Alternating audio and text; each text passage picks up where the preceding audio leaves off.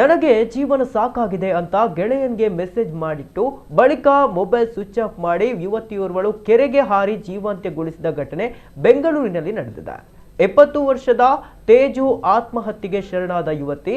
ಮೇಲ್ನೋಟಕ್ಕೆ ಪ್ರೀತಿ ವಿಚಾರಕ್ಕೆ ತೇಜು ಆತ್ಮಹತ್ಯೆ ಮಾಡಿಕೊಂಡಿರುವ ಶಂಕೆ ವ್ಯಕ್ತವಾಗಿದೆ. ಆತ್ಮಹತ್ಯೆಗೂ ಮುನ್ನ ಆಕೆ ನನಗೆ ಜೀವನ ಸಾಕಾಗಿದೆ ಅಂತ ಗೆಳೆಯನಿಗೆ ಮೆಸೇಜ್ ಮಾಡಿದ್ದಾಳೆ. ಬಳಿಕ ಫೋನ್ ಸ್ವಿಚ್ ಆಫ್ ಮಾಡಿಕೊಂಡಿದ್ದಾಳೆ.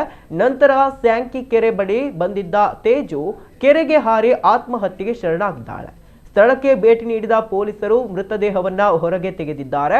ಪ್ರಕರಣ ದಾಖಲಿಸಿಕೊಂಡು ತನಿಖೆ ನಡೆಸ್ತಾ ಇದ್ದಾರೆ.